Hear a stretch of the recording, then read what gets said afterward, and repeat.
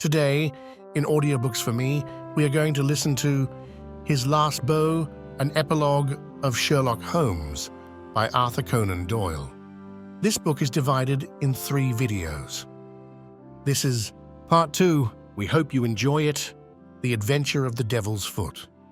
In recording from time to time some of the curious experiences and interesting recollections which I associate with my long and intimate friendship with Mr. Sherlock Holmes, I have continually been faced by difficulties caused by his own aversion to publicity. To his somber and cynical spirit, all popular applause was always abhorrent, and nothing amused him more at the end of a successful case than to hand over the actual exposure to some orthodox official and to listen with a mocking smile to the general chorus of misplaced congratulation. It was indeed this attitude upon the part of my friend, and certainly not any lack of interesting material, which has caused me, of late years, to lay very few of my records before the public. My participation in some of his adventures was always a privilege, which entailed discretion and reticence upon me. It was, then, with considerable surprise that I received a telegram from Holmes last Tuesday. He has never been known to write where a telegram would serve, in the following terms: "Why not tell them of the Cornish horror? Strangest case I have handled." I have no idea what backward sweep of memory had brought the matter fresh to his mind, or what freak had caused him to desire that I should recount it. But I hasten, before another cancelling telegram may arrive, to hunt out the notes which give me the exact details of the case, and to lay the narrative before my readers. It was, then, in the spring of the year 1897 that Holmes's iron constitution showed some symptoms of giving way in the face of constant hard work of a most exacting kind, aggravated perhaps by occasional indiscretions of his own. In March of that year, Dr. Moore Agar of Harley Street, whose dramatic introduction to Holmes I may someday recount, gave positive injunctions that the famous private agent lay aside all his cases and surrender himself to complete rest if he wished to avert an absolute breakdown. The state of his health was not a matter in which he himself took the faintest interest, for his mental detachment was absolute. But he was induced at last, on the threat of being permanently disqualified from work, to give himself a complete change of scene and air. Thus it was that in the early spring of that year we found ourselves together in a small cottage near Poldhu Bay, at the further extremity of the Cornish peninsula. It was a singular spot, and one peculiarly well suited to the grim humour of my patient. From the windows of our little whitewashed house, which stood high upon a grassy headland, we looked down upon the whole sinister semicircle of Mounts Bay, that old death-trap of sailing vessels, with its fringe of black cliffs and surge-swept reefs on which innumerable seamen have met their end. With a northerly breeze, it lies placid and sheltered, inviting the storm-tossed craft to tack into it for rest and protection. Then come the sudden swirl round of the wind, the blistering gale from the southwest, the dragging anchor, the lee shore, and the last battle in the creaming breakers. The wise mariner stands far out from that evil place. On the land side, our surroundings were as sombre as on the sea. It was a country of rolling moors, lonely and dun-coloured, with an occasional church tower to mark the site of some old-world village.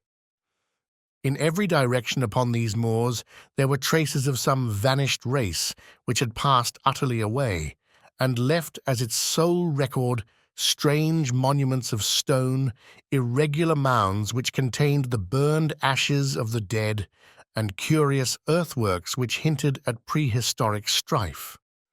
The glamour and mystery of the place, with its sinister atmosphere of forgotten nations, appealed to the imagination of my friend, and he spent much of his time in long walks and solitary meditations upon the moor. The ancient Cornish language had also arrested his attention, and he had, I remember, conceived the idea that it was akin to the Chaldean, and had been largely derived from the Phoenician traders in tin.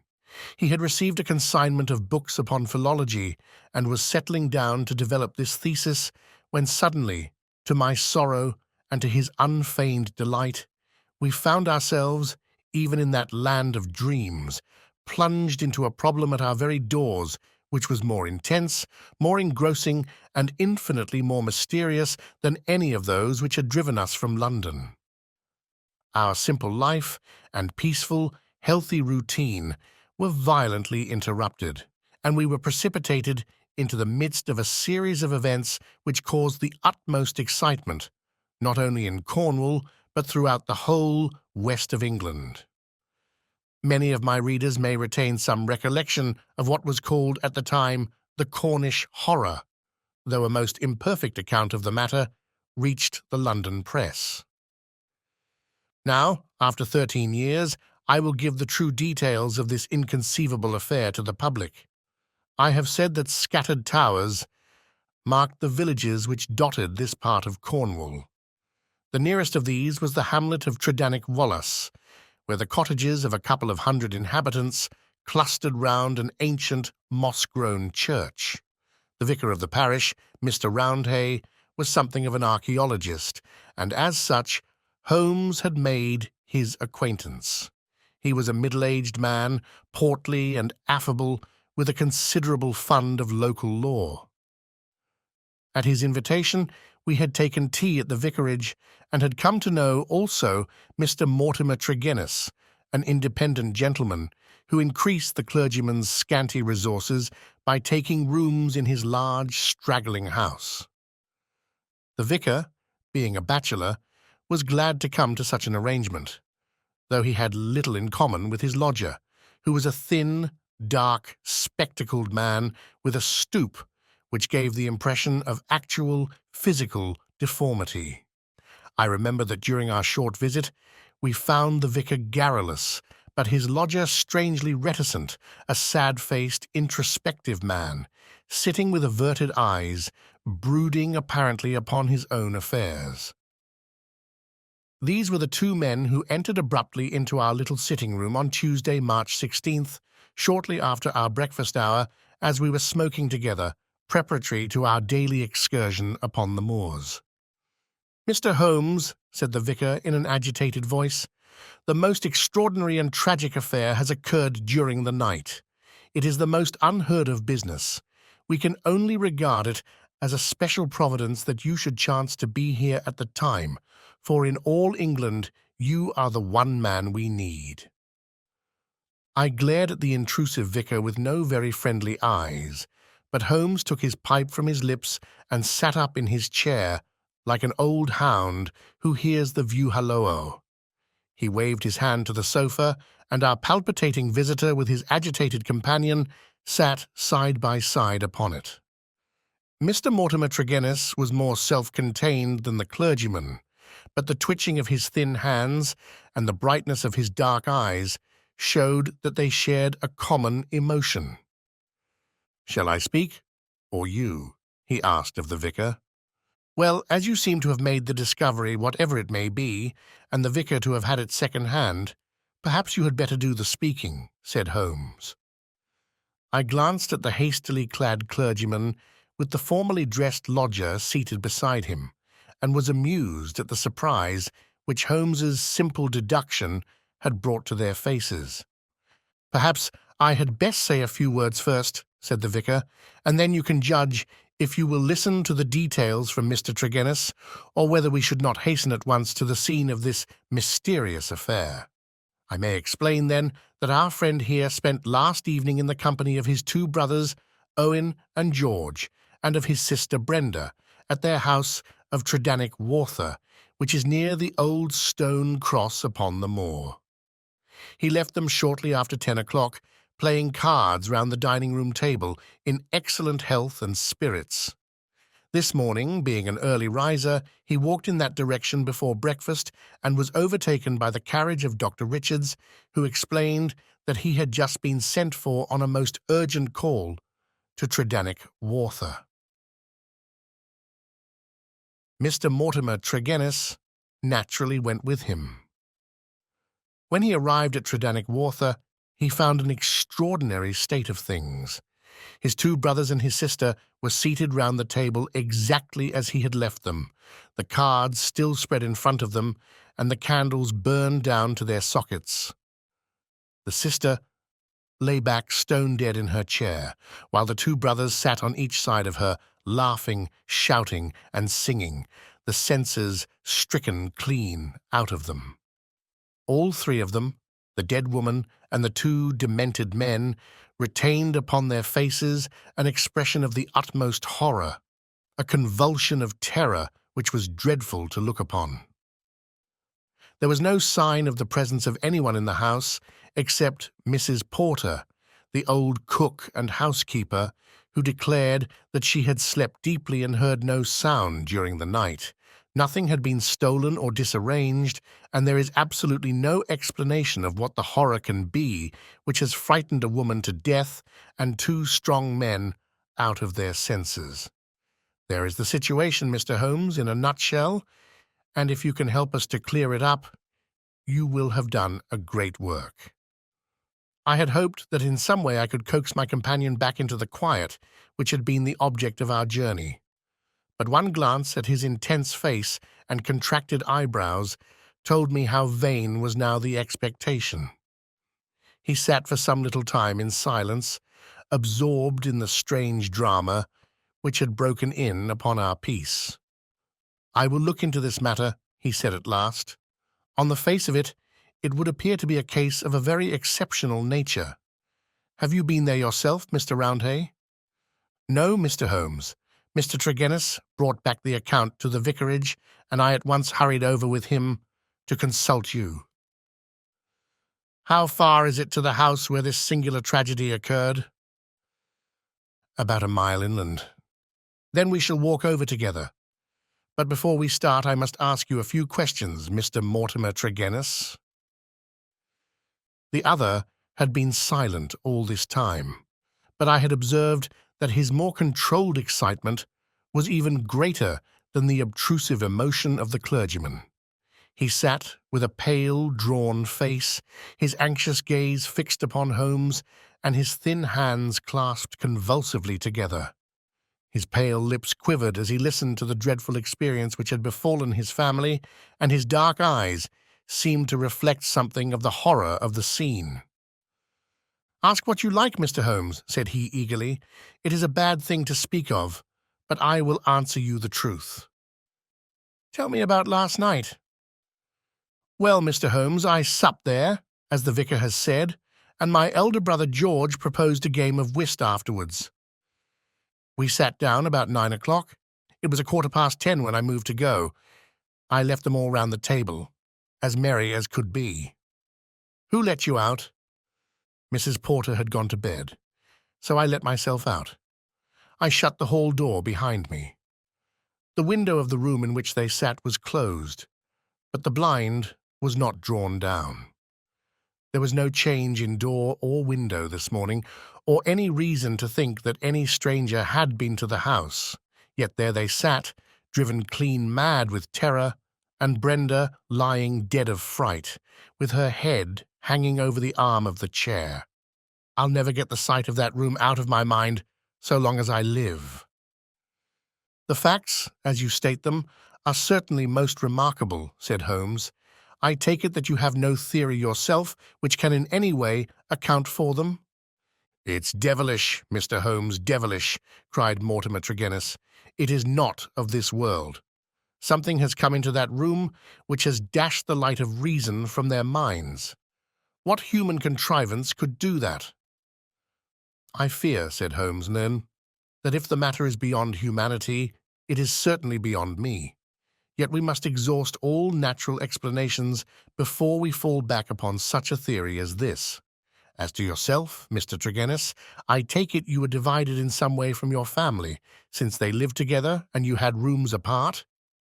"That is so, Mr. Holmes, though the matter is past and done with. We were a family of tin miners at Redruth, but we sold our venture to a company, and so retired with enough to keep us. I won't deny that there was some feeling about the division of the money, and it stood between us for a time, but it was all forgiven and forgotten, and we were the best of friends together. Looking back at the evening which you spent together, does anything stand out in your memory as throwing any possible light upon the tragedy? Think carefully, Mr. Trenis, for any clue which can help me. There is nothing at all, sir. Your people were in their usual spirits? Never better. Were they nervous people? Did they ever show any apprehension of coming danger? Nothing of the kind. You have nothing to add, then, which could assist me? Mortimer Trenis considered earnestly for a moment. There is one thing that occurs to me, said he at last. As we sat at the table, my back was to the window, and my brother George, he being my partner at cards, was facing it. I saw him once look hard over my shoulder, so I turned round and looked also. The blind was up and the window shut, but I could just make out the bushes on the lawn, and it seemed to me for a moment that I saw something moving among them. I couldn't even say if it was man or animal, but I just thought there was something there. When I asked him what he was looking at, he told me that he had the same feeling. That is all that I can say. Did you not investigate? No. The matter passed as unimportant. You left them, then, without any premonition of evil? None at all. I'm not clear how you came to hear the news so early this morning. I'm an early riser and generally take a walk before breakfast. This morning I had hardly started when the doctor in his carriage overtook me. He told me that old Mrs. Porter had sent a boy down with an urgent message. I sprang in beside him, and we drove on. When we got there, we looked into that dreadful room. The candles and the fire must have burned out hours before, and they had been sitting there in the dark until dawn had broken. The doctor said Brenda must have been dead at least 6 hours. There were no signs of violence. She just lay across the arm of the chair with that look on her face. George and Owen were singing snatches of songs and gibbering like two great apes. Oh, it was awful to see. I couldn't stand it. And the doctor was as white as a sheet. Indeed, he fell into a chair in a sort of faint, and we nearly had him on our hands as well. Remarkable. Most remarkable, said Holmes, rising and taking his hat. I think perhaps we had better go down to Trenis without further delay. I confess that I have seldom known a case which at first sight presented a more singular problem. Our proceedings of that first morning did little to advance the investigation. It was marked, however, at the outset by an incident which left the most sinister impression upon my mind. The approach to the spot at which the tragedy occurred is down a narrow, winding country lane. While we made our way along it, we heard the rattle of a carriage coming towards us and stood aside to let it pass. As it drove by us, I caught a glimpse through the closed window of a horribly contorted, grinning face glaring out at us. Those staring eyes and gnashing teeth flashed past us like a dreadful vision. "My brothers!" cried Mortimer Trenis, white to his lips. "They are taking them to Helston." We looked with horror after the black carriage lumbering upon its way. Then we turned our steps towards this ill-omened house in which they had met their strange fate. It was a large and bright dwelling, rather a villa than a cottage, with a considerable garden which was already, in that Cornish air, well filled with spring flowers. Towards this garden the window of the sitting-room fronted, and from it, according to Mortimer Trenis, must have come that thing of evil which had by sheer horror in a single instant blasted their minds. Holmes walked slowly and thoughtfully among the flower plots and along the path before we entered the porch. So absorbed was he in his thoughts, I remember, that he stumbled over the watering pot, upset its contents, and deluged both our feet and the garden path. Inside the house we were met by the elderly Cornish housekeeper, Mrs. Porter, who, with the aid of a young girl, looked after the wants of the family. She readily answered all Holmes's questions. She had heard nothing in the night. Her employers had all been in excellent spirits lately, and she had never known them more cheerful and prosperous. She had fainted with horror upon entering the room in the morning and seeing that dreadful company round the table. She had, when she recovered, thrown open the window to let the morning air in, and had run down to the lane, whence she sent a farm lad for the doctor. The lady was on her bed upstairs if we cared to see her. It took 4 strong men to get the brothers into the asylum carriage. She would not herself stay in the house another day, and was starting that very afternoon to rejoin her family at St. Ives. We ascended the stairs and viewed the body. Miss Brenda Trenis had been a very beautiful girl, though now verging upon middle age. Her dark, clear-cut face was handsome, even in death, but there still lingered upon it something of that convulsion of horror which had been her last human emotion. From her bedroom we descended to the sitting-room, where this strange tragedy had actually occurred. The charred ashes of the overnight fire lay in the grate. On the table were the 4 guttered and burned-out candles, with the cards scattered over its surface. The chairs had been moved back against the walls, but all else was as it had been the night before. Holmes paced with light, swift steps about the room. He sat in the various chairs, drawing them up and reconstructing their positions. He tested how much of the garden was visible. He examined the floor, the ceiling, and the fireplace.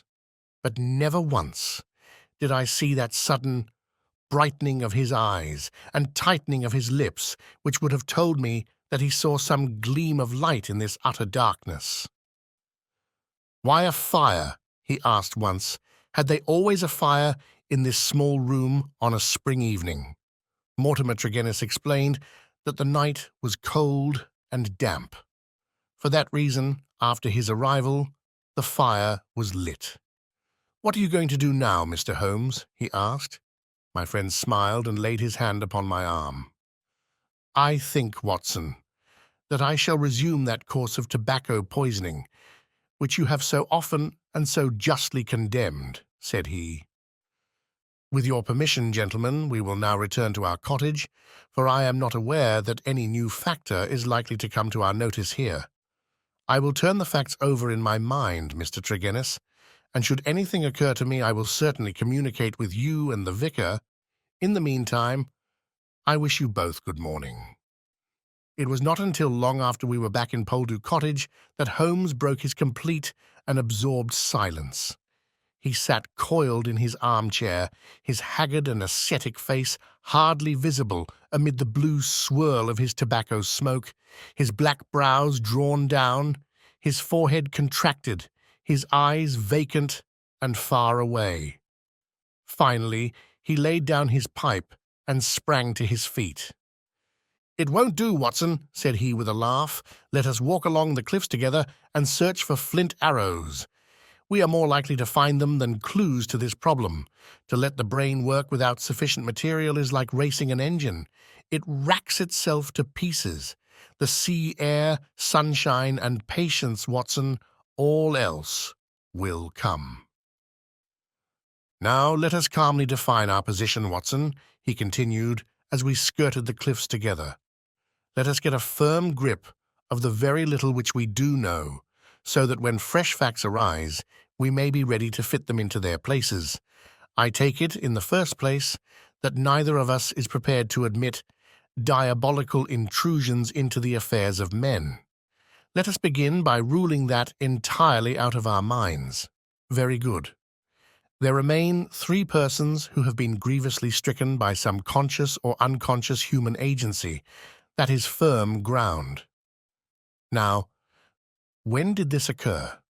Evidently, assuming his narrative to be true, it was immediately after Mr. Mortimer Trenis had left the room. That is a very important point. The presumption is that it was within a few minutes afterwards. The cards still lay upon the table. It was already past their usual hour for bed, yet they had not changed their position or pushed back their chairs. I repeat, then, that the occurrence was immediately after his departure and not later than 11 o'clock last night. Our next obvious step is to check, so far as we can, the movements of Mortimer Trenis after he left the room. In this, there is no difficulty, and they seem to be above suspicion. Knowing my methods, as you do, you were, of course, conscious of the somewhat clumsy water-pot expedient by which I obtained a clearer impress of his foot than might otherwise have been possible. The wet, sandy path took it admirably. Last night was also wet, you will remember, and it was not difficult, having obtained a sample print, to pick out his track among others and to follow his movements. He appears to have walked away swiftly in the direction of the vicarage. If, then, Mortimer Trenis disappeared from the scene, and yet some outside person affected the card players, how can we reconstruct that person, and how was such an impression of horror conveyed? Mrs. Porter may be eliminated. She is evidently harmless.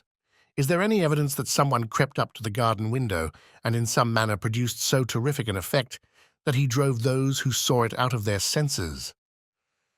The only suggestion in this direction comes from Mortimer Trenis himself, who says that his brother spoke about some movement in the garden. That is certainly remarkable, as the night was rainy, cloudy, and dark. Anyone who had the design to alarm these people would be compelled to place his very face against the glass before he could be seen. There is a 3-foot flower border outside this window, but no indication of a footmark. It is difficult to imagine, then, how an outsider could have made so terrible an impression upon the company, nor have we found any possible motive for so strange and elaborate an attempt. You perceive our difficulties, Watson? They are only too clear, I answered with conviction. And yet, with a little more material, we may prove that they are not insurmountable, said Holmes.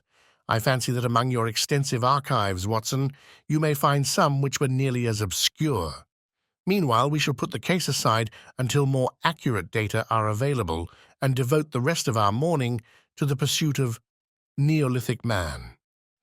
I may have commented upon my friend's power of mental detachment, but never have I wondered at it more than upon that spring morning in Cornwall, when for 2 hours he discoursed upon celts, arrowheads, and shards as lightly as if no sinister mystery were waiting for his solution. It was not until we had returned in the afternoon to our cottage that we found a visitor awaiting us, who soon brought our minds back to the matter in hand. Neither of us needed to be told who that visitor was.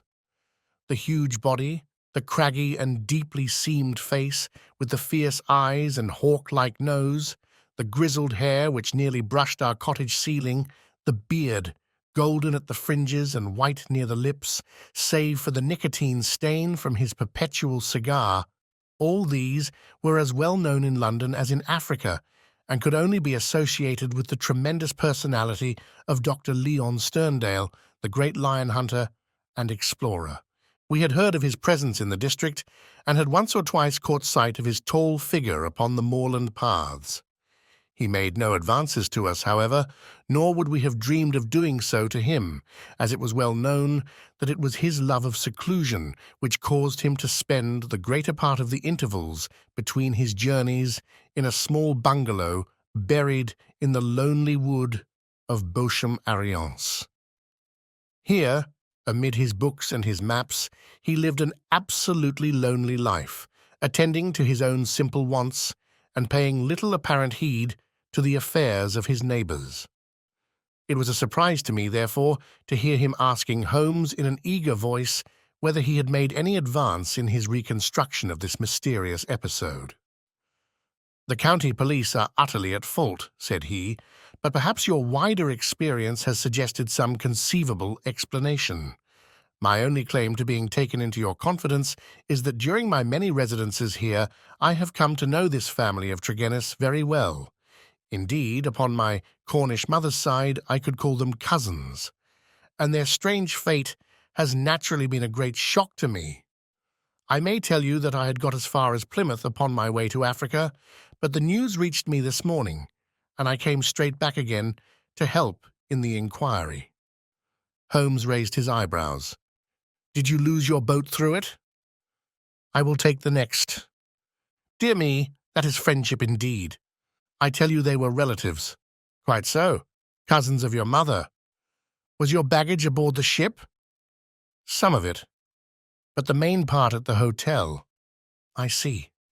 But surely this event could not have found its way into the Plymouth morning papers. No, sir, I had a telegram. Might I ask from whom? A shadow passed over the gaunt face of the explorer. You are very inquisitive, Mr. Holmes. It is my business. With an effort, Dr. Sterndale recovered his ruffled composure. I have no objection to telling you, he said. It was Mr. Roundhay, the vicar, who sent me the telegram which recalled me. Thank you, said Holmes. I may say, in answer to your original question, that I have not cleared my mind entirely on the subject of this case, but that I have every hope of reaching some conclusion. It would be premature to say more. Perhaps you would not mind telling me if your suspicions point in any particular direction. No, I can hardly answer that. Then I have wasted my time and need not prolong my visit. The famous doctor strode out of our cottage in considerable ill humour, and within 5 minutes Holmes had followed him.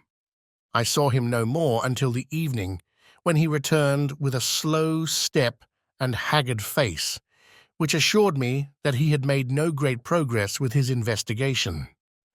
He glanced at a telegram which awaited him and threw it into the grate. From the Plymouth Hotel, Watson, he said. I learned the name of it from the vicar, and I wired to make certain that Dr. Leon Sterndale's account was true. It appears that he did indeed spend last night there, and that he has actually allowed some of his baggage to go on to Africa, while he returned to be present at this investigation. What do you make of that, Watson? He is deeply interested. Deeply interested, yes, there is a thread here, which we had not yet grasped and which might lead us through the tangle. Cheer up, Watson, for I am very sure that our material has not yet all come to hand. When it does, we may soon leave our difficulties behind us.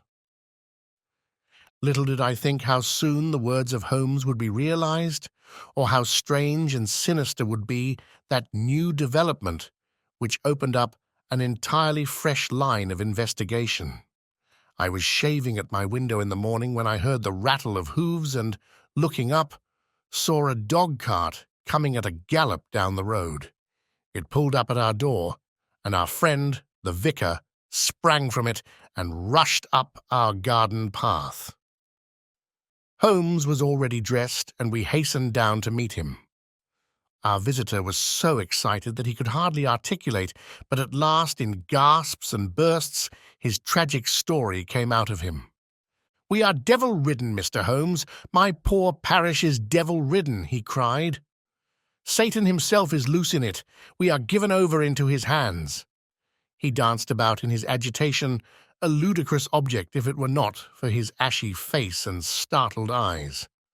Finally, he shot out his terrible news. Mr. Mortimer Trenis died during the night, and with exactly the same symptoms as the rest of his family. Holmes sprang to his feet, all energy in an instant. "Can you fit us both into your dog-cart?" "Yes, I can." "Then, Watson, we will postpone our breakfast. Mr. Roundhay, we are entirely at your disposal. Hurry, hurry, before things get disarranged." The lodger occupied 2 rooms at the vicarage, which were in an angle by themselves, the one above the other. Below was a large sitting-room. Above, his bedroom. They looked out upon a croquet lawn which came up to the windows. We had arrived before the doctor or the police, so that everything was absolutely undisturbed. Let me describe exactly the scene as we saw it upon that misty March morning. It has left an impression which can never be effaced from my mind. The atmosphere of the room was of a horrible and depressing stuffiness. The servant who had first entered had thrown up the window, or it would have been even more intolerable. This might partly be due to the fact that a lamp stood flaring and smoking on the centre table. Beside it sat the dead man, leaning back in his chair, his thin beard projecting, his spectacles pushed up onto his forehead, and his lean, dark face turned towards the window and twisted into the same distortion of terror which had marked the features of his dead sister. His limbs were convulsed, and his fingers contorted as though he had died in a very paroxysm of fear. He was fully clothed, though there were signs that his dressing had been done in a hurry. We had already learned that his bed had been slept in, and that the tragic end had come to him in the early morning. One realized the red-hot energy which underlay Holmes's phlegmatic exterior when one saw the sudden change which came over him from the moment that he entered the fatal apartment. In an instant, he was tense and alert, his eyes shining, his face set, his limbs quivering with eager activity. He was out on the lawn, in through the window, round the room, and up into the bedroom, for all the world like a dashing foxhound drawing a cover. In the bedroom he made a rapid cast around, and ended by throwing open the window, which appeared to give him some fresh cause for excitement, for he leaned out of it with loud ejaculations of interest and delight. Then he rushed down the stair, out through the open window, threw himself upon his face on the lawn, sprang up and into the room once more, all with the energy of the hunter who is at the very heels of his quarry. The lamp, which was an ordinary standard, he examined with minute care, making certain measurements upon its bowl. He carefully scrutinized with his lens the talc shield which covered the top of the chimney, and scraped off some ashes which adhered to its upper surface, putting some of them into an envelope which he placed in his pocketbook. Finally, just as the doctor and the official police put in an appearance, he beckoned to the vicar, and we all three went out upon the lawn. "I am glad to say that my investigation has not been entirely barren," he remarked. "I cannot remain to discuss the matter with the police, but I should be exceedingly obliged, Mr. Roundhay, if you would give the inspector my compliments and direct his attention to the bedroom window and to the sitting-room lamp. Each is suggestive, and together they are almost conclusive. If the police would desire further information, I shall be happy to see any of them at the cottage. And now, Watson, I think that perhaps we shall be better employed elsewhere. It may be that the police resented the intrusion of an amateur, or that they imagined themselves to be upon some hopeful line of investigation, but it is certain that we heard nothing from them for the next 2 days." During this time, Holmes spent some of his time smoking and dreaming in the cottage, but a greater portion in country walks, which he undertook alone, returning after many hours without remark as to where he had been. One experiment served to show me the line of his investigation. He had bought a lamp which was the duplicate of the one which had burned in the room of Mortimer Trenis on the morning of the tragedy. This he filled with the same oil as that used at the vicarage, and he carefully timed the period which it would take to be exhausted. Another experiment which he made was of a more unpleasant nature, and one which I am not likely ever to forget. "You will remember, Watson," he remarked one afternoon, "that there is a single common point of resemblance in the varying reports which have reached us. This concerns the effect of the atmosphere of the room, in each case, upon those who had first entered it. You will recollect that Mortimer Trenis, in describing the episode of his last visit to his brother's house, remarked that the doctor, on entering the room, fell into a chair.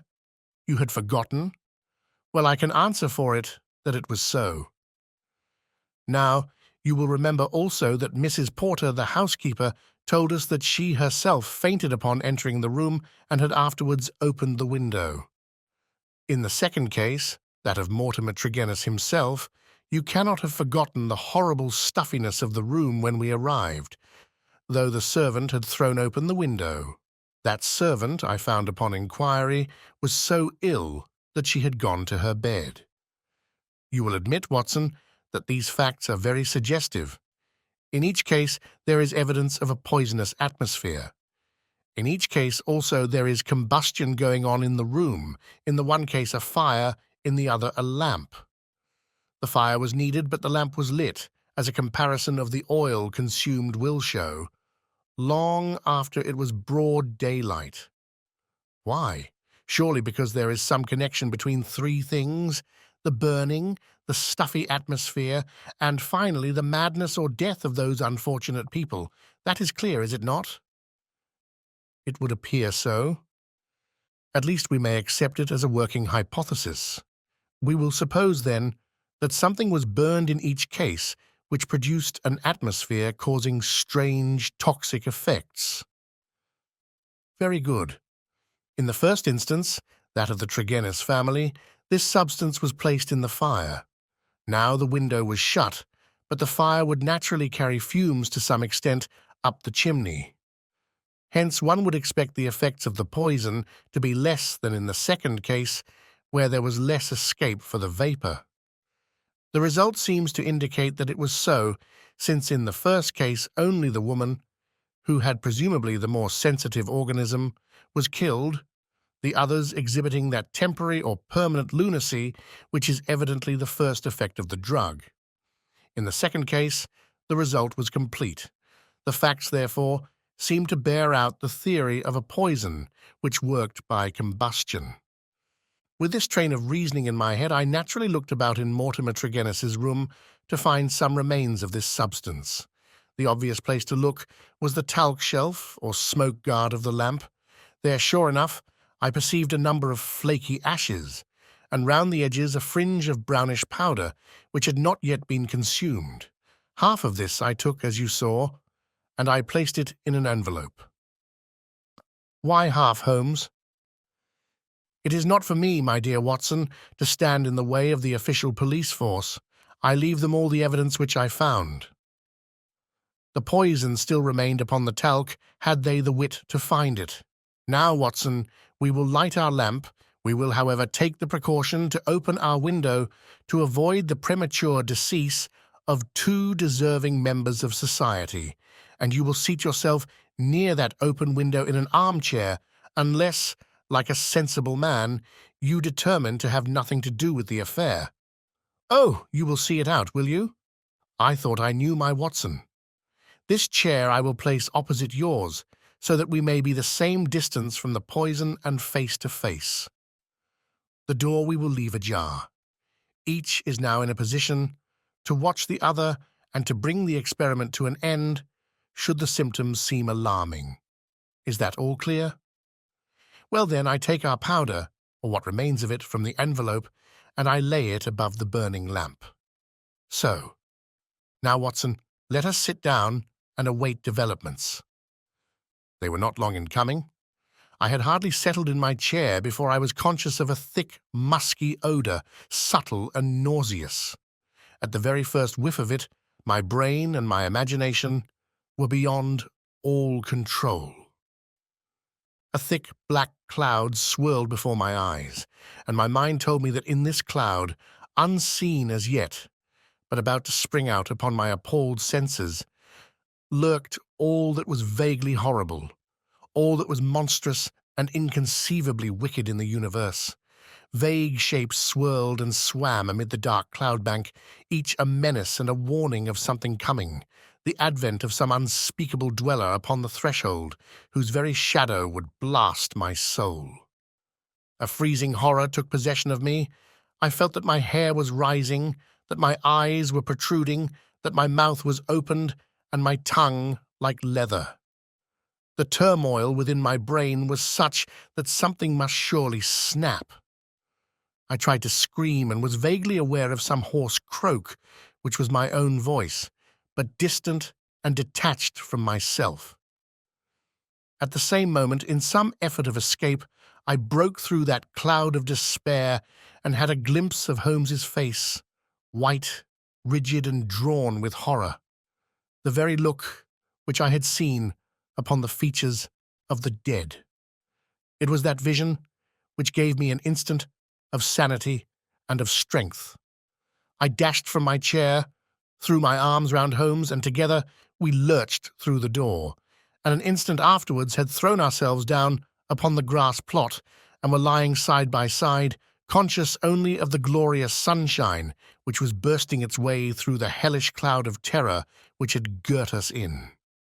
Slowly it rose from our souls like the mists from a landscape until peace and reason had returned, and we were sitting upon the grass, wiping our clammy foreheads and looking with apprehension at each other to mark the last traces of that terrific experience which we had undergone.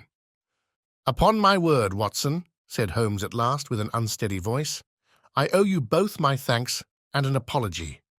It was an unjustifiable experiment, even for oneself, and doubly so for a friend. I am really very sorry." "You know," I answered with some emotion, for I have never seen so much of Holmes's heart before, "that it is my greatest joy and privilege to help you." He relapsed at once into the half-humorous, half-cynical vein which was his habitual attitude to those about him.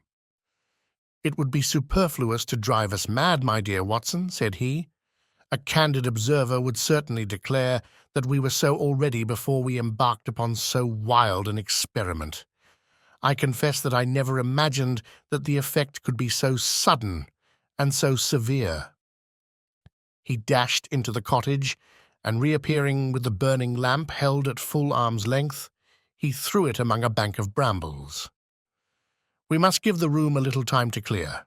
I take it, Watson, that you have no longer a shadow of a doubt as to how these tragedies were produced?" "None whatever. But the cause remains as obscure as before. Come into the arbour here and let us discuss it together. That villainous stuff seems still to linger round my throat. I think we must admit that all the evidence points to this man, Mortimer Trenis, having been the criminal in the first tragedy, though he was the victim in the second one. We must remember in the first place that there is some story of a family quarrel, followed by a reconciliation. How bitter that quarrel may have been, or how hollow the reconciliation, we cannot tell. When I think of Mortimer Trenis, with the foxy face and the small, shrewd, beady eyes behind the spectacles, he is not a man whom I should judge to be of a particularly forgiving disposition. Well, in the next place, you will remember that this idea of someone moving in the garden, which took our attention for a moment from the real cause of the tragedy, emanated from him. He had a motive in misleading us. Finally, if he did not throw the substance into the fire at the moment of leaving the room, who did do so? The affair happened immediately after his departure. Had anyone else come in, the family would certainly have risen from the table. Besides, in peaceful Cornwall, visitors did not arrive after 10 o'clock at night. We may take it, then, that all the evidence points to Mortimer Trenis as the culprit. Then his own death was suicide. Well, Watson, it is on the face of it a not impossible supposition. The man who had the guilt upon his soul of having brought such a fate upon his own family might well be driven by remorse to inflict it upon himself. There are, however, some cogent reasons against it. Fortunately, there is one man in England who knows all about it, and I have made arrangements by which we shall hear the facts this afternoon from his own lips." "Ah, he is a little before his time. Perhaps you would kindly step this way, Dr. Leon Sterndale. We have been conducting a chemical experiment indoors, which has left our little room hardly fit for the reception of so distinguished a visitor." I had heard the click of the garden gate, and now the majestic figure of the great African explorer appeared upon the path. He turned in some surprise towards the rustic arbour in which we sat. "You sent for me, Mr. Holmes. I had your note about an hour ago, and I have come, though I really do not know why I should obey your summons." "Perhaps we can clear the point up before we separate," said Holmes. "Meanwhile, I am much obliged to you for your courteous acquiescence. You will excuse this informal reception in the open air, but my friend Watson and I have nearly furnished an additional chapter to what the papers call the Cornish horror, and we prefer a clear atmosphere for the present. Perhaps, since the matters which we have to discuss will affect you personally in a very intimate fashion, It is as well that we should talk where there can be no eavesdropping. The explorer took his cigar from his lips and gazed sternly at my companion. "I am at a loss to know, sir," he said, "what you can have to speak about which affects me personally in a very intimate fashion." "The killing of Mortimer Trenis," said Holmes. For a moment I wished that I were armed. Sterndale's fierce face turned to a dusky red. His eyes glared, and the knotted, passionate veins started out in his forehead while he sprang forward with clenched hands towards my companion. Then he stopped, and with a violent effort he resumed a cold, rigid calmness, which was, perhaps, more suggestive of danger than his hot-headed outburst. "I have lived so long among savages and beyond the law," said he, "that I have got into the way of being a law to myself. You would do well, Mr. Holmes, not to forget it, for I have no desire to do you an injury." "Nor have I any desire to do you an injury, Dr. Sterndale. Surely the clearest proof of it is that, knowing what I know, I have sent for you and not for the police." Sterndale sat down with a gasp, overawed for, perhaps, the first time in his adventurous life. There was a calm assurance of power in Holmes's manner which could not be withstood. Our visitor stammered for a moment, his great hands opening and shutting in his agitation. "What do you mean?" he asked at last. "If this is bluff upon your part, Mr. Holmes, you have chosen a bad man for your experiment. Let us have no more beating about the bush. What do you mean?" "I will tell you," said Holmes, "and the reason why I tell you is that I hope frankness may beget frankness. What my next step may be will depend entirely upon the nature of your own defense." "My defense?" "Yes, sir." "My defense against what?" "Against the charge of killing Mortimer Trenis." Sterndale mopped his forehead with his handkerchief. "Upon my word, you are getting on," said he. "Do all your successes depend upon this prodigious power of bluff?" "The bluff," said Holmes sternly, "is upon your side, Dr. Leon Sterndale, and not upon mine. As a proof, I will tell you some of the facts upon which my conclusions are based. Of your return from Plymouth, allowing much of your property to go on to Africa, I will say nothing save that it first informed me that you were one of the factors which had to be taken into account in reconstructing this drama. I came back. I have heard your reasons and regard them as unconvincing and inadequate. We will pass that. You came down here to ask me whom I suspected. I refused to answer you.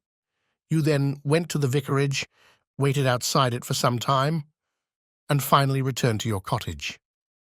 How do you know that?" "I followed you." "I saw no one." "That is what you may expect to see when I follow you. You spent a restless night at your cottage, and you formed certain plans, which in the early morning you proceeded to put into execution. Leaving your door just as day was breaking, you filled your pocket with some reddish gravel that was lying heaped beside your gate." Sterndale gave a violent start and looked at Holmes in amazement.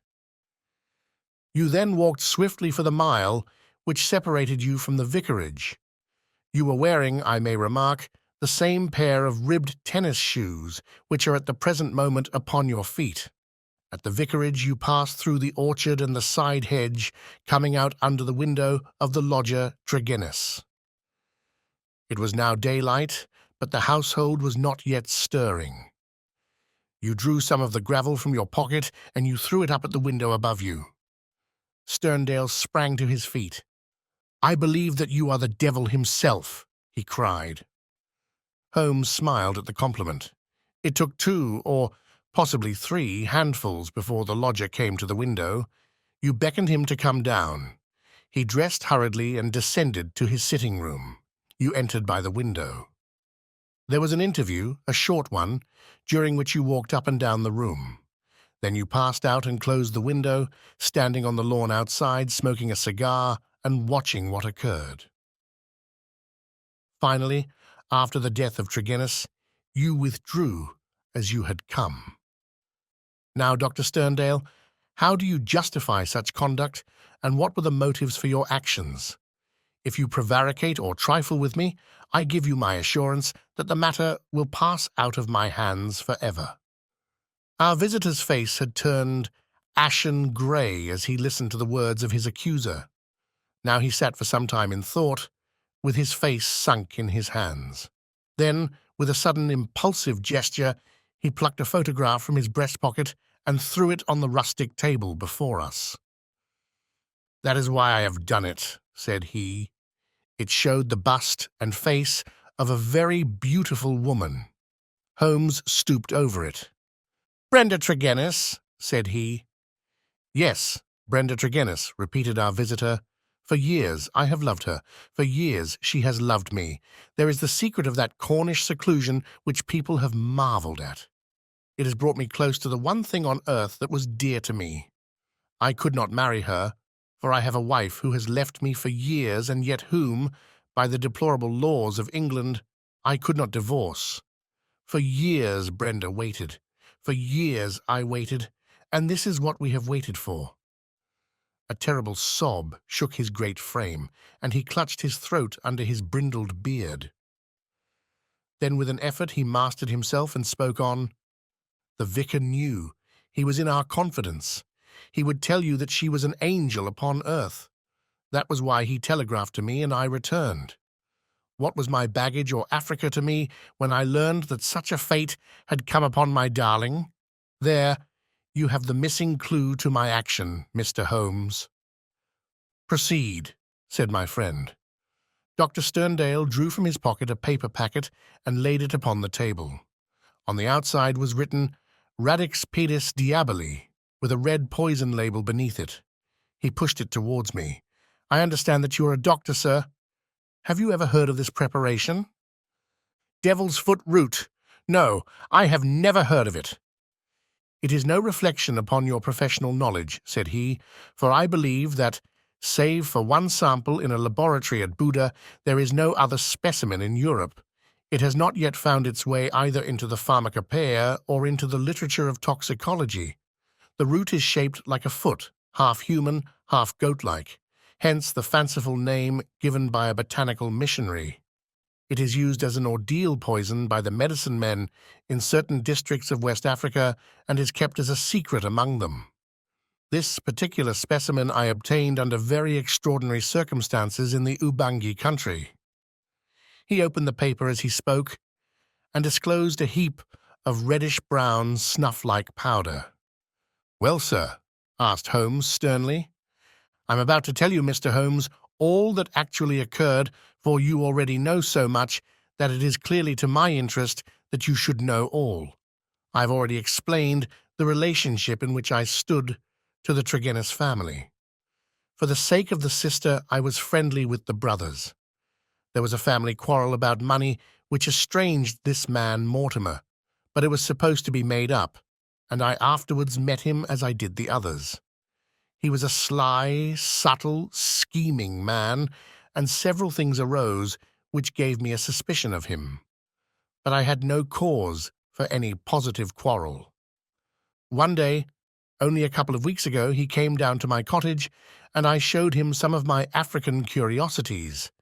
Among other things, I exhibited this powder, and I told him of its strange properties, how it stimulates those brain centers which control the emotion of fear, and how either madness or death is the fate of the unhappy native who is subjected to the ordeal by the priest of his tribe.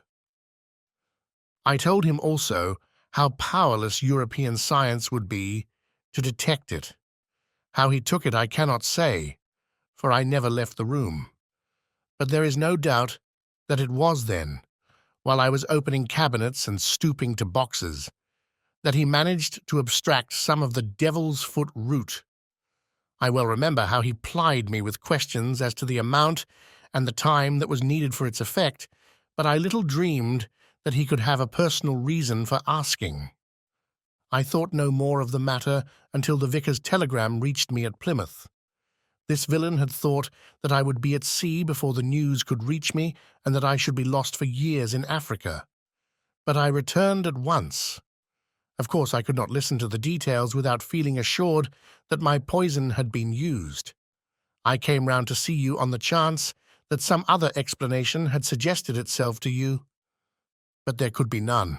I was convinced that Mortimer Trenis was the murderer, that for the sake of money, and with the idea, perhaps, that if the other members of his family were all insane, he would be the sole guardian of their joint property.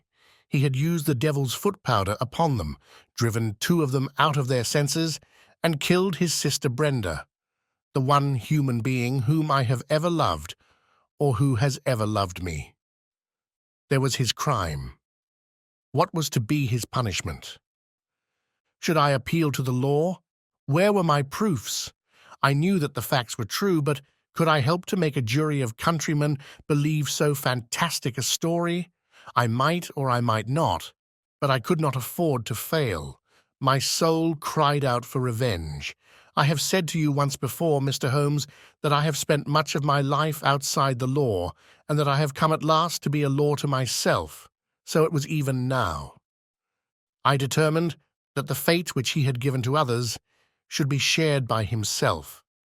Either that, or I would do justice upon him with my own hand. In all England there can be no man who sets less value upon his own life than I do at the present moment. Now I have told you all. You have yourself supplied the rest. I did, as you say, after a restless night, set off early from my cottage. I foresaw the difficulty of arousing him, so I gathered some gravel from the pile which you have mentioned, and I used it to throw up to his window. He came down and admitted me through the window of the sitting-room.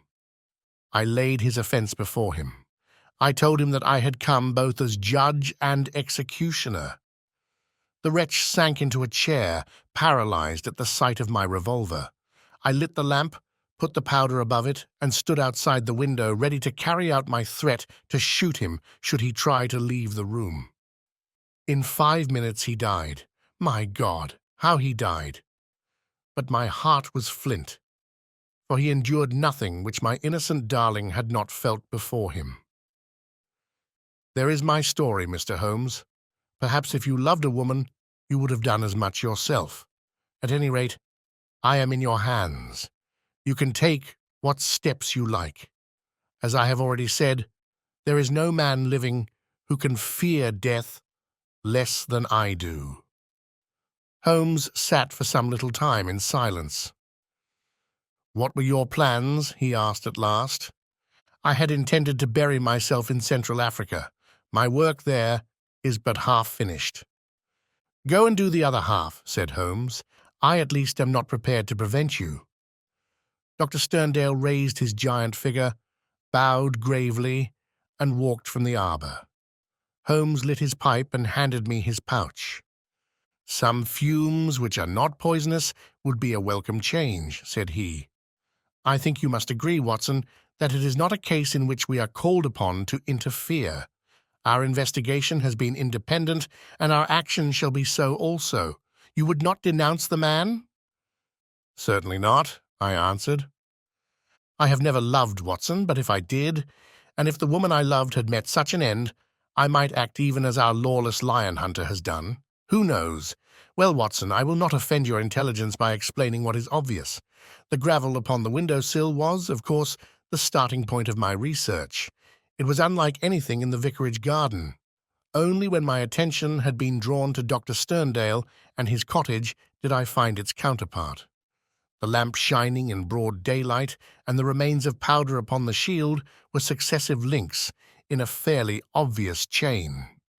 And now, my dear Watson, I think we may dismiss the matter from our mind and go back with a clear conscience to the study of those Chaldean roots which are surely to be traced in the Cornish branch of the great Celtic speech, The Adventure of the Red Circle. Part 1. Well, Mrs. Warren, I cannot see that you have any particular cause for uneasiness, nor do I understand why I, whose time is of some value, should interfere in the matter. I really have other things to engage me." So spoke Sherlock Holmes, and turned back to the great scrapbook in which he was arranging and indexing some of his recent material. But the landlady had the pertinacity and also the cunning of her sex. She held her ground firmly. "You arranged an affair for a lodger of mine last year," she said. "Mr. Fairdale Hobbs?" "Ah, yes, a simple matter." But he would never cease talking of it. "Your kindness, sir, and the way in which you brought light into the darkness. I remembered his words when I was in doubt and darkness myself. I know you could, if you only would." Holmes was accessible upon the side of flattery, and also, to do him justice, upon the side of kindliness. The two forces made him lay down his gum-brush with a sigh of resignation and push back his chair. "Well, well, Mrs. Warren, let us hear about it, then. You don't object to tobacco, I take it? Thank you, Watson. The matches. You are uneasy, as I understand, because your new lodger remains in his rooms, and you cannot see him. Why, bless you, Mrs. Warren, if I were your lodger, you often would not see me for weeks on end." "No doubt, sir, but this is different. It frightens me, Mr. Holmes. I can't sleep for fright.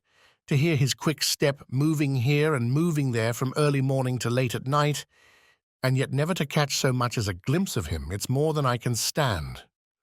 My husband is as nervous over it as I am, but he is out at his work all day, while I get no rest from it. What is he hiding for? What has he done? Except for the girl, I am all alone in the house with him, and it's more than my nerves can stand."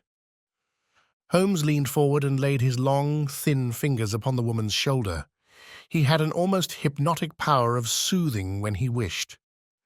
The scared look faded from her eyes, and her agitated features smoothed into their usual commonplace. She sat down in the chair which he had indicated. "If I take it up, I must understand every detail," said he. "Take time to consider. The smallest point may be the most essential. You say that the man came 10 days ago and paid you for a fortnight's board and lodging?" "He asked my terms, sir.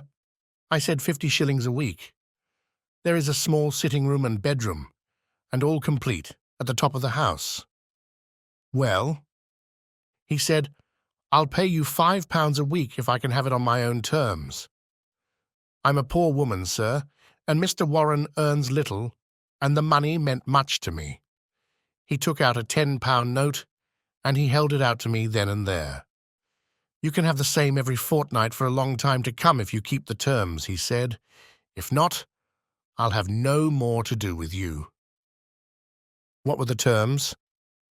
"Well, sir, they were that he was to have a key of the house. That was all right. Lodgers often have them. Also that he was to be left entirely to himself, and never, upon any excuse, to be disturbed."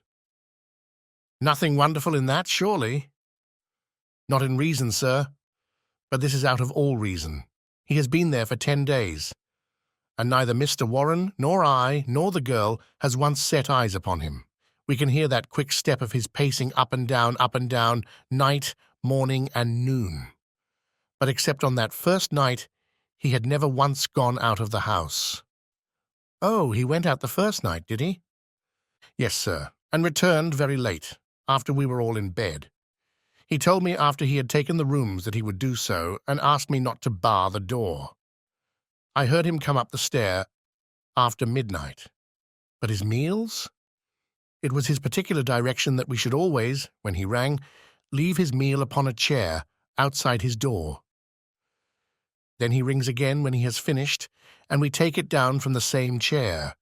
If he wants anything else, he prints it on a slip of paper and leaves it." "Prints it?" "Yes, sir. Prints it in a pencil. Just the word, nothing more. Here's the one I brought to show you. Soap. Here's another. Match. This is one he left the first morning. Daily Gazette. I leave that paper with his breakfast every morning." "Dear me, Watson," said Holmes, staring with great curiosity at the slips of foolscap which the landlady had handed to him. "This is certainly a little unusual. Seclusion I can understand, but why print? Printing is a clumsy process. Why not write?" What would it suggest, Watson? That he desired to conceal his handwriting. But why? What can it matter to him that his landlady should have a word of his writing? Still, it may be as you say. Then again, why such laconic messages? I cannot imagine. It opens a pleasing field for intelligent speculation. The words are written with a broad-pointed, violet-tinted pencil of a not unusual pattern. You will observe that the paper is torn away at the side here after the printing was done, so that the S of soap is partly gone. Suggestive, Watson, is it not? Of caution? Exactly. There was evidently some mark, some thumbprint, something which might give a clue to the person's identity. Now, Mrs. Warren, you say that the man was of middle size, dark and bearded. What age would he be? Youngish, sir, not over 30. Well, can you give me no further indications? He spoke good English, sir, and yet I thought he was a foreigner by his accent. And he was well dressed? Very smartly dressed, sir. Quite the gentleman. Dark clothes. Nothing you would note. He gave no name. No, sir. And has had no letters or callers? None. But surely you or the girl enter his room of a morning? No, sir. He looks after himself entirely. Dear me, that is certainly remarkable. What about his luggage? He had one big brown bag with him, nothing else. Well, we don't seem to have much material to help us. Do you say nothing has come out of that room? Absolutely nothing? The landlady drew an envelope from her bag. From it, she shook out 2 burnt matches and a cigarette end upon the table. They were on his tray this morning. I brought them because I had heard that you can read great things out of small ones. Holmes shrugged his shoulders. There is nothing here, said he. The matches have, of course, been used to light cigarettes. That is obvious from the shortness of the burnt end. Half the match is consumed in lighting a pipe or cigar. But, dear me, this cigarette stub is certainly remarkable. The gentleman was bearded and moustached, you say? Yes, sir. I don't understand that. I should say that only a clean-shaven man could have smoked this. Why, Watson, even your modest moustache would have been singed. A holder? I suggested. No, the end is matted. I suppose there could not be 2 people in your rooms, Mrs. Warren. No, sir. He eats so little that I often wonder it can keep life in one. Well, I think we must wait for a little more material. After all, you have nothing to complain of. You have received your rent, and he is not a troublesome lodger, though he is certainly an unusual one. He pays you well, and if he chooses to lie concealed, it is no direct business of yours. We have no excuse for an intrusion upon his privacy until we have some reason to think that there is a guilty reason for it. I've taken up the matter, and I won't lose sight of it. Report to me if anything fresh occurs, and rely upon my assistance if it should be needed. There are certainly some points of interest in this case, Watson, he remarked when the landlady had left us. It may, of course, be trivial, individual eccentricity, or it may be very much deeper than appears on the surface. The first thing that strikes one is the obvious possibility that the person now in the rooms may be entirely different from the one who engaged them. Why should you think so? Well, apart from this cigarette end, was it not suggestive that the only time the lodger went out was immediately after his taking the rooms? He came back, or someone came back, when all witnesses were out of the way. We have no proof that the person who came back was the person who went out. Then again, the man who took the rooms spoke English well. This other, however, prints match when it should have been matches. I can imagine that the word was taken out of a dictionary which would give the noun but not the plural. The laconic style may be to conceal the absence of knowledge of English. Yes, Watson, there are good reasons to suspect that there has been a substitution of lodgers. But for what possible end? Ah, there lies our problem. There is one rather obvious line of investigation. He took down the great book in which day by day he filed the agony columns of the various London journals. "Dear me," said he, turning over the pages, "what a chorus of groans, cries, and bleatings! What a ragbag of singular happenings! But surely the most valuable hunting ground that ever was given to a student of the unusual. This person is alone and cannot be approached by letter without a breach of that absolute secrecy which is desired. How is any news or any message to reach him from without? Obviously by advertisement through a newspaper. There seems no other way, and fortunately we need concern ourselves with the one paper only. Here are the Daily Gazette extracts of the last fortnight. Lady with a black boa at Prince's Skating Club, that we may pass. Surely Jimmy will not break his mother's heart. That appears to be irrelevant. If the lady who fainted on Brixton bus, she does not interest me. Every day my heart longs. Bleat, Watson, unmitigated bleat. This is a little more possible. Listen to this. Be patient. We'll find some sure means of communications.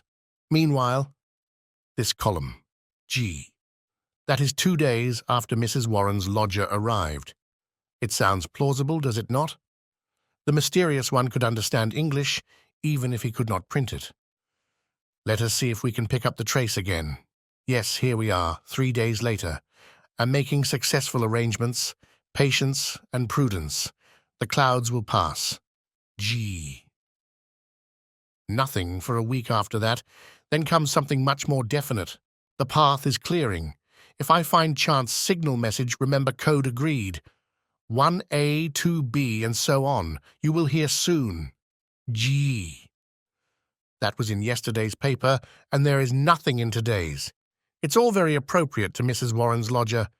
If we wait a little, Watson, I don't doubt that the affair will grow more intelligible. So it proved. For in the morning I found my friend standing on the hearthrug with his back to the fire and a smile of complete satisfaction upon his face. "How's this, Watson?" he cried, picking up the paper from the table. "High red house with white stone facings, 3rd floor, 2nd window left, after dusk, G. That is definite enough. I think after breakfast we must make a little reconnaissance of Mrs. Warren's neighborhood. Mrs. Warren. What news do you bring us this morning?"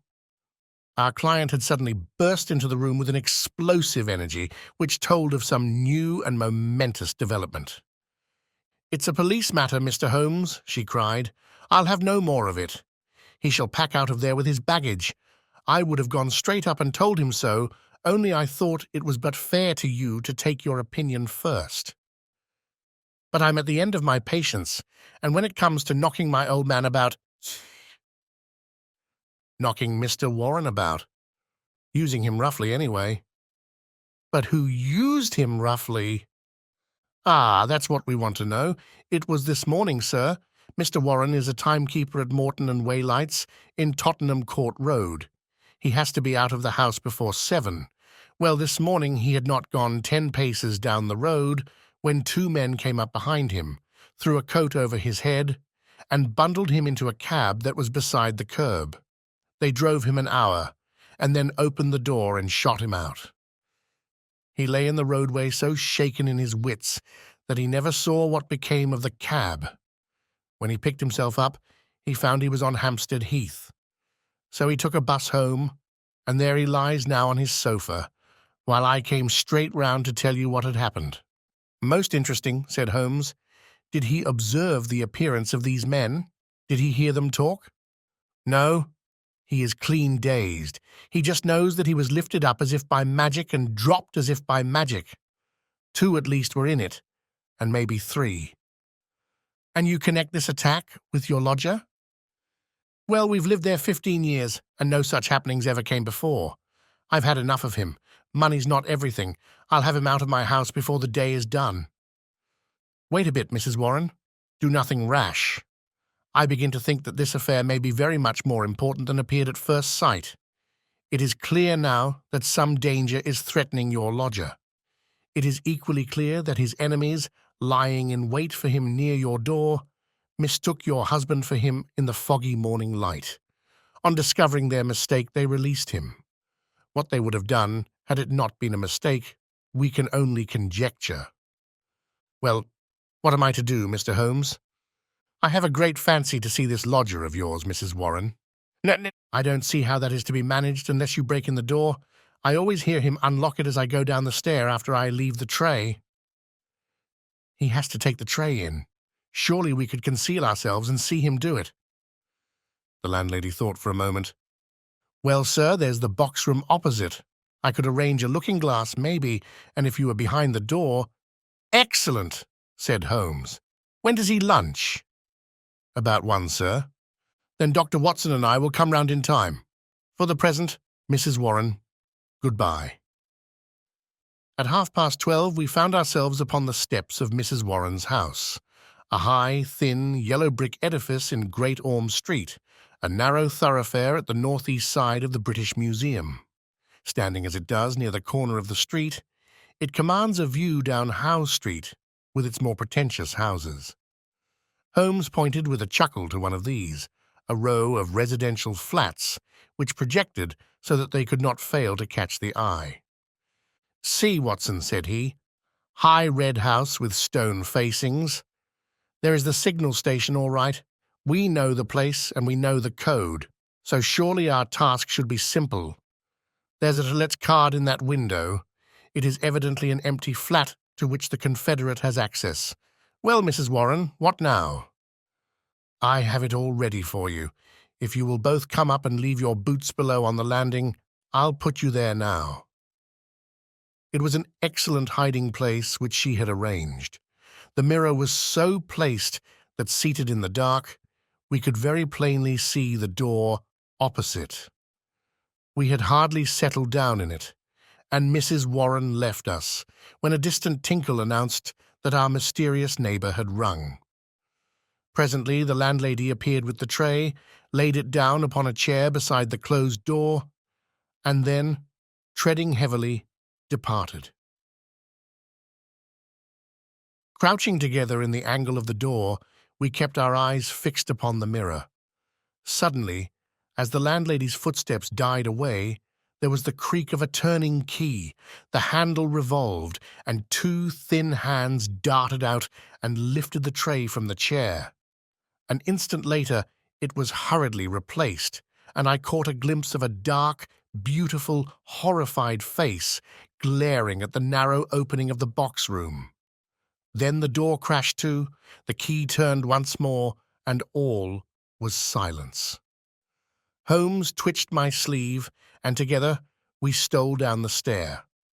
I will call again in the evening, said he to the expectant landlady. I think, Watson, we can discuss this business better in our own quarters. My surmise, as you saw, proved to be correct, said he, speaking from the depths of his easy chair. There has been a substitution of lodgers. What I did not foresee is that we should find a woman, and no ordinary woman, Watson. She saw us. Well, she saw something to alarm her, that is certain. The general sequence of events is pretty clear, is it not? A couple seek refuge in London from a very terrible and instant danger. The measure of that danger is the rigour of their precautions. The man, who has some work which he must do, desires to leave the woman in absolute safety while he does it.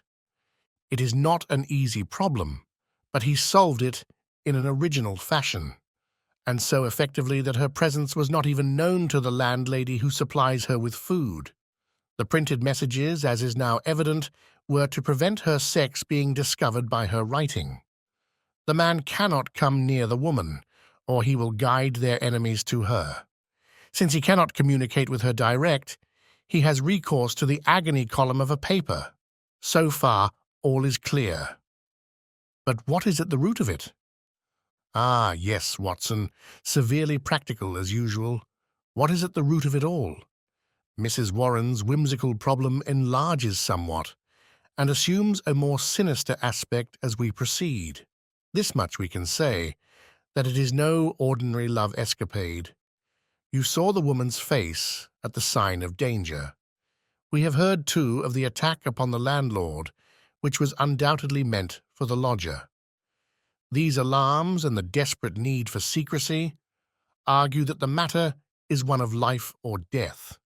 The attack upon Mr. Warren further shows that the enemy, whoever they are themselves not aware of the substitution of the female lodger for the male.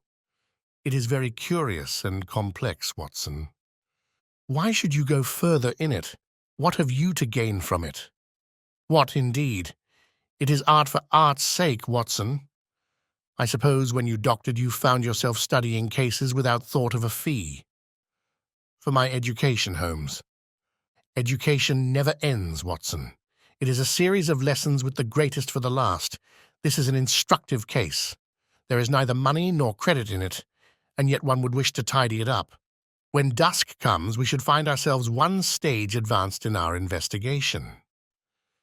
When we returned to Mrs. Warren's rooms, the gloom of a London winter evening had thickened into one grey curtain, a dead monotone of colour, broken only by the sharp yellow squares of the windows and the blurred halos of the gas lamps.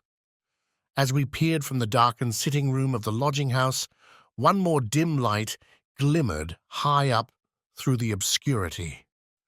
"Someone is moving in that room," said Holmes in a whisper, his gaunt and eager face thrust forward to the window-pane. "Yes, I can see his shadow.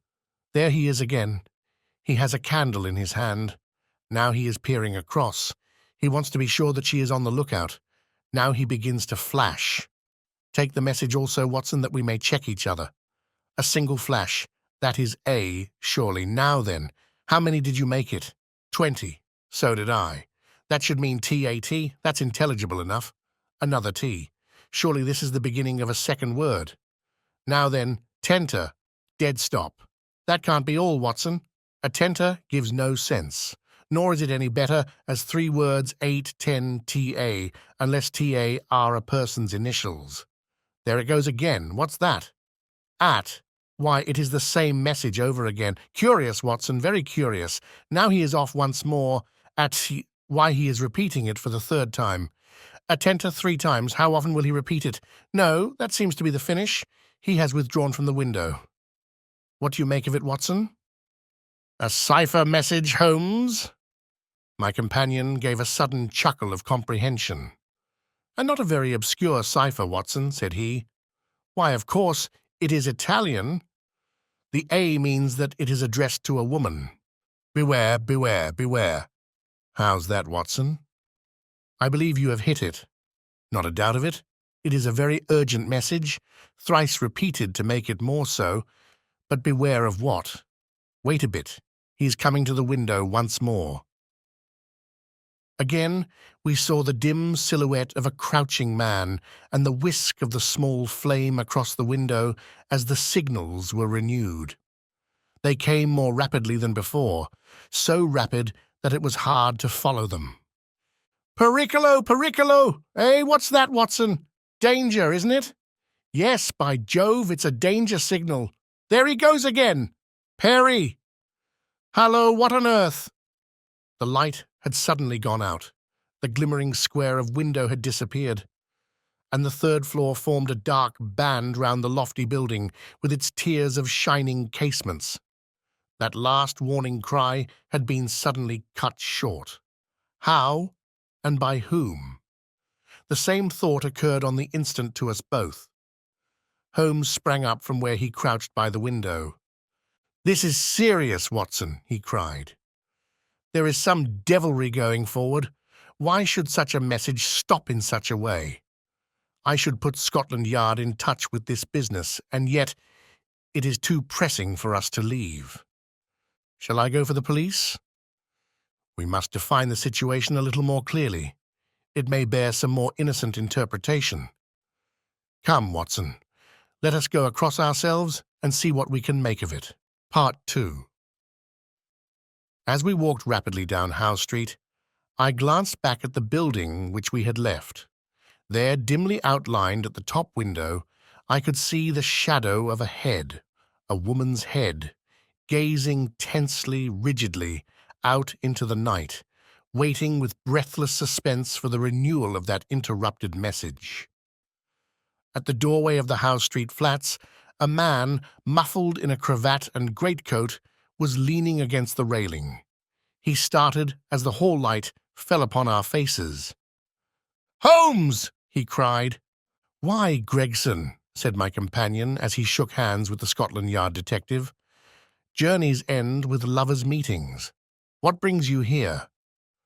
"The same reasons that bring you, I expect," said Gregson. "How you got onto it, I can't imagine. Different threads, but leading up to the same tangle. I've been taking the signals." "Signals?" "Yes, from that window. They broke off in the middle. We came over to see the reason, but since it is safe in your hands, I see no object in continuing this business." "Wait a bit," cried Gregson eagerly. "I'll do you this justice, Mr. Holmes, that I was never in a case yet that I didn't feel stronger for having you on my side. There's only the one exit to these flats, so we have him safe." "Who is he?" Well, we score over you for once, Mr. Holmes. You must give us best this time." He struck his stick sharply upon the ground, on which a cabman, his whip in his hand, sauntered over from a four-wheeler which stood on the far side of the street. "May I introduce you to Mr. Sherlock Holmes?" he said to the cabman. "This is Mr. Leverton of Pinkerton's American Agency." "The hero of the Long Island cave mystery," said Holmes. "Sir, I'm pleased to meet you." The American, a quiet, businesslike young man with a clean-shaven hatchet face, flushed up at the words of commendation. "I'm on the trail of my life now, Mr. Holmes, as Suey," said he. "If I can get Gorgiano—" "What, Gorgiano of the Red Circle?" "Oh, he has a European fame, has he? Well, we've learned all about him in America. We know he is at the bottom of 50 murders, and yet we have nothing positive we can take him on. I tracked him over from New York, and I've been close to him for a week in London, waiting some excuse to get my hand on his collar. Mr. Gregson and I ran him to ground in that big tenement house, and there's only one door, so he can't slip us. There's 3 folk come out since he went in, but I'll swear he wasn't one of them." "Mr. Holmes talks of signals," said Gregson. "I expect, as usual, he knows a good deal that we don't." In a few clear words, Holmes explained the situation as it had appeared to us. The American struck his hands together with vexation. "He's on to us!" he cried. "Why do you think so?" "Well, it figures out that way, does it not? Here he is, sending out messages to an accomplice. There are several of his gang in London. Then suddenly, just as by your own account he was telling them that there was danger, he broke short off. What could it mean except that from the window he had suddenly either caught sight of us in the street or in some way come to understand how close the danger was, and that he must act right away if he was to avoid it? What do you suggest, Mr. Holmes?" "That we go up at once and see for ourselves." "But we have no warrant for his arrest." "He is in unoccupied premises under suspicious circumstances," said Gregson. "That is good enough for the moment. When we have him by the heels, we can see if New York can't help us to keep him. I'll take the responsibility of arresting him now. Our official detectives may blunder in the matter of intelligence, but never in that of courage." Gregson climbed the stair to arrest this desperate murderer with the same absolutely quiet and businesslike bearing with which he would have ascended the official staircase of Scotland Yard. The Pinkerton man had tried to push past him, but Gregson had firmly elbowed him back. London dangers were the privilege of the London force. The door of the left-hand flat upon the 3rd landing was standing ajar. Gregson pushed it open. Within all was absolute silence and darkness. I struck a match and lit the detective's lantern. As I did so, and as the flicker steadied into a flame, we all gave a gasp of surprise. On the deal boards of the carpetless floor, there was outlined a fresh track of blood. The red steps pointed towards us and led away from an inner room, the door of which was closed. Gregson flung it open and held his light full blaze in front of him, while we all peered eagerly over his shoulders. In the middle of the floor of the empty room was huddled the figure of an enormous man, his clean-shaven, swarthy face grotesquely horrible in its contortion, and his head encircled by a ghastly crimson halo of blood, lying in a broad, wet circle upon the white woodwork. His knees were drawn up, his hands thrown out in agony, and from the center of his broad, brown, upturned throat there projected the white haft of a knife, driven blade deep into his body. Giant as he was, the man must have gone down like a poleaxed ox before that terrific blow. Beside his right hand, a most formidable horn-handled, two-edged dagger lay upon the floor, and near it a black kid glove. "By George, it's Black Gorgiano himself!" cried the American detective. "Someone has got ahead of us this time." "Here is the candle in the window, Mr. Holmes," said Gregson. "Why, whatever are you doing?" Holmes had stepped across, had lit the candle, and was passing it backward and forward across the window panes. Then he peered into the darkness, blew the candle out, and threw it on the floor. "I rather think that will be helpful," said he. He came over and stood in deep thought while the two professionals were examining the body. "You say that 3 people came out from the flat while you were waiting downstairs," said he at last. "Did you observe them closely?" "Yes, I did." "Was there a fellow about 30, black-bearded, dark, of middle size?" "Yes. He was the last to pass me." "That is your man, I fancy. I can give you his description, and we have a very excellent outline of his footmark. That should be enough for you." "Not much, Mr. Holmes, among the millions of London." "Perhaps not. That is why I thought it best to summon this lady to your aid." We all turned round at the words. There, framed in the doorway, was a tall and beautiful woman, the mysterious lodger of Bloomsbury. Slowly she advanced, her face pale and drawn with a frightful apprehension, her eyes fixed and staring, her terrified gaze riveted upon the dark figure on the floor. "You have killed him," she muttered. "Oh, Dio mio, you have killed him." Then I heard a sudden sharp intake of her breath, and she sprang into the air with a cry of joy. Round and round the room she danced, her hands clapping, her dark eyes gleaming with delighted wonder, and 1,000 pretty Italian exclamations pouring from her lips. It was terrible and amazing to see such a woman so convulsed with joy at such a sight. Suddenly she stopped and gazed at us all with a questioning stare. "But you are police, are you not? You have killed Giuseppe Gorgiano, is it not so?" "We are police, madam." She looked round into the shadows of the room. "But where, then, is Gennaro?" she asked. "He is my husband, Gennaro Luca. I am Emilia Luca, and we are both from New York." "Where is Gennaro?" "He called me this moment from this window, and I ran with all my speed." "It was I who called," said Holmes. "You? How could you call?" "Your cipher was not difficult, madam. Your presence here was desirable. I knew that I had only to flash Vieni, and you would surely come." The beautiful Italian looked with awe at my companion. "I do not understand how you know these things," she said. "Giuseppe Gorgiano, how did he—" She paused, and then suddenly her face lit up with pride and delight. "Now I see it! My Gennaro! My splendid, beautiful Gennaro, who has guarded me safe from all harm. He did it. With his own strong hand, he killed the monster. Oh, Gennaro, how wonderful you are!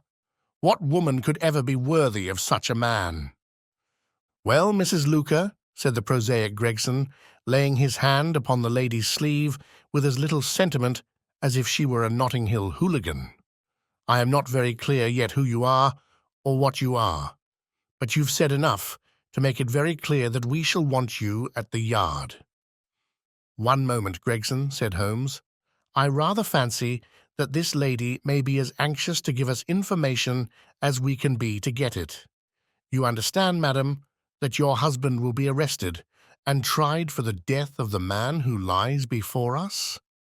What you say may be used in evidence. But if you think that he has acted from motives which are not criminal and which he would wish to have known, then you cannot serve him better than by telling us the whole story. Now that Gorgiano is dead, we fear nothing, said the lady. He was a devil and a monster, and there can be no judge in the world who would punish my husband for having killed him.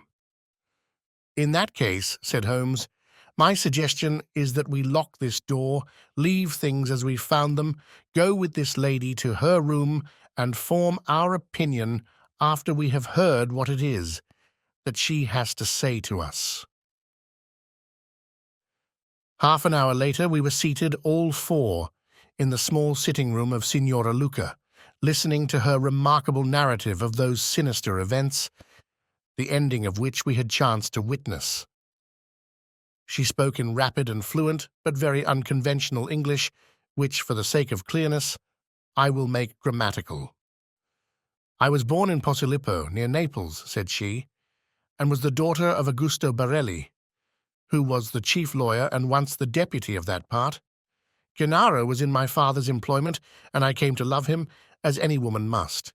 He had neither money nor position, nothing but his beauty and strength and energy, so my father forbade the match. We fled together, were married at Bari, and sold my jewels to gain the money which would take us to America. This was 4 years ago, and we have been in New York ever since. Fortune was very good to us at first. Gennaro was able to do a service to an Italian gentleman. He saved him from some ruffians in the place called the Bowery, and so made a powerful friend. His name was Tito Castellot, and he was the senior partner of the great firm of Castellot and Zamba, who are the chief fruit importers of New York. Signor Zamba is an invalid, and our new friend Castellot has all power within the firm, which employs more than 300 men. He took my husband into his employment, made him head of a department, and showed his goodwill towards him in every way. Signor Castellot was a bachelor, and I believe that he felt as if Gennaro was his son, and both my husband and I loved him as if he were our father. We had taken and furnished a little house in Brooklyn, and our whole future seemed assured when that black cloud appeared, which was soon to overspread our sky. One night, when Gennaro returned from his work, he brought a fellow countryman back with him.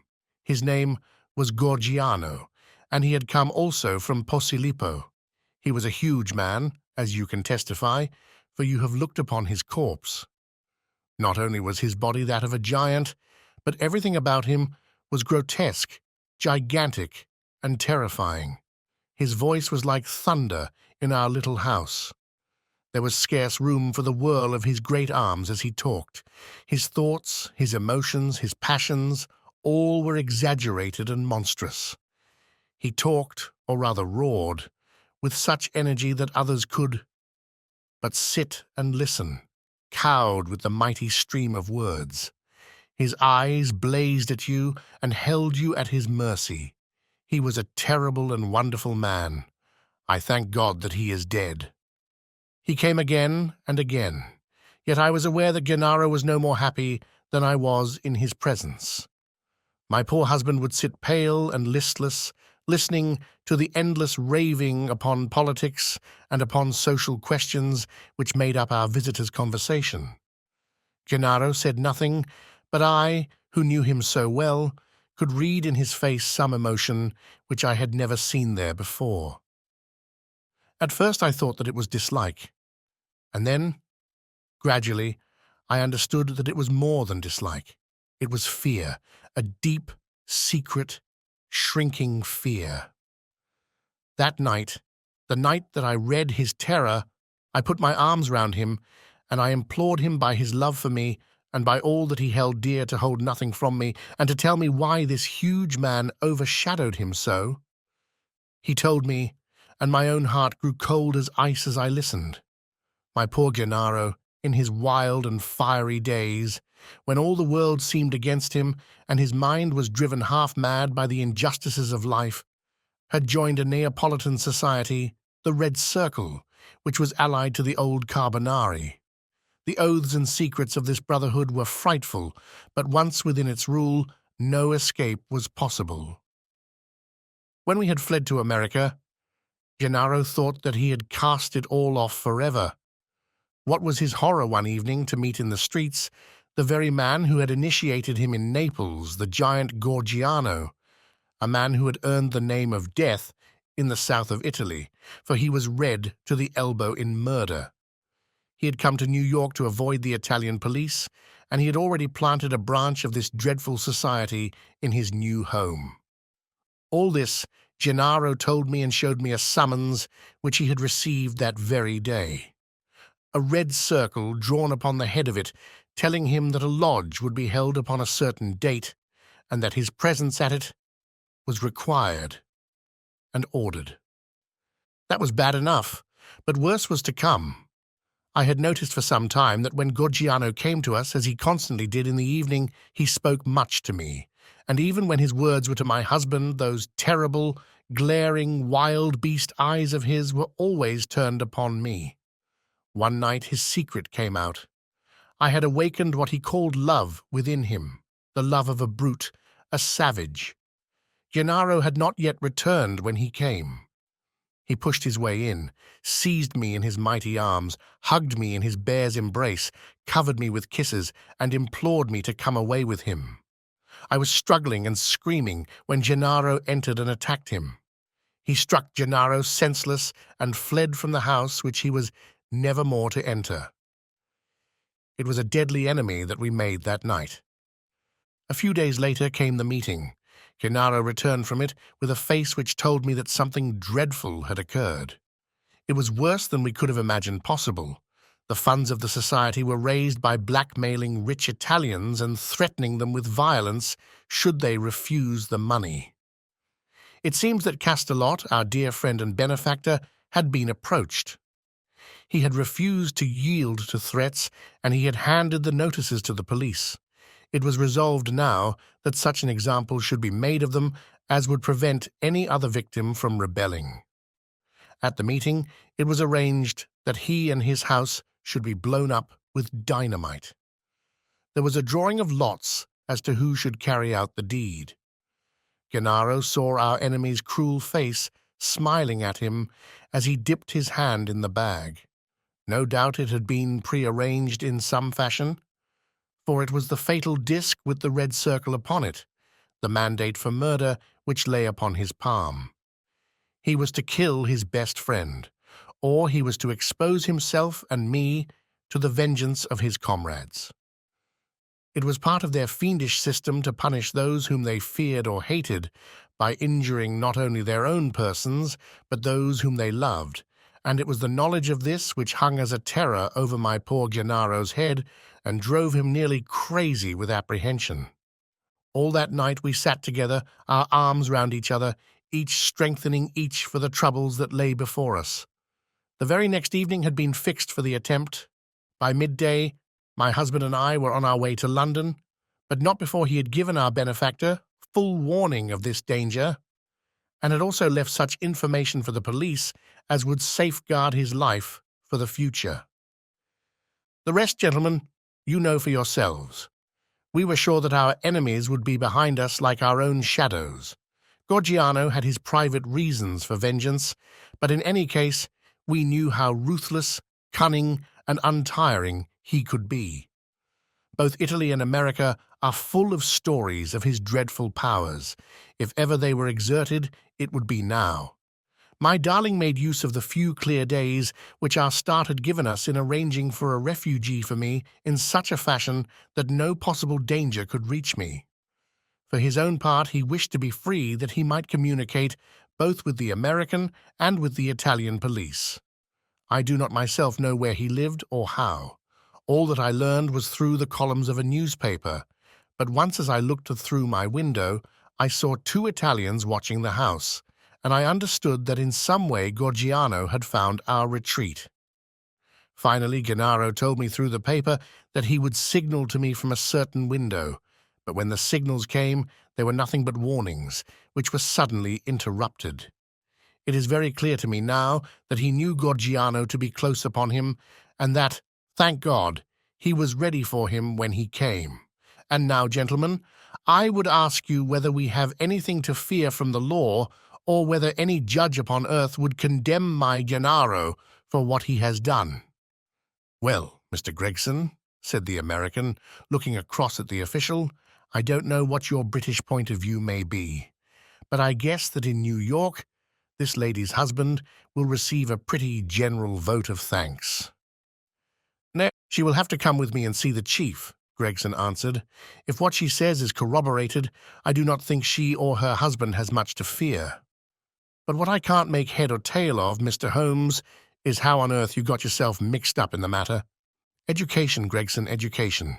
Still seeking knowledge at the old university. Well, Watson, you have one more specimen of the tragic and grotesque to add to your collection. By the way, it is not 8 o'clock and a Wagner night at Covent Garden. If we hurry, we might be in time for the second act."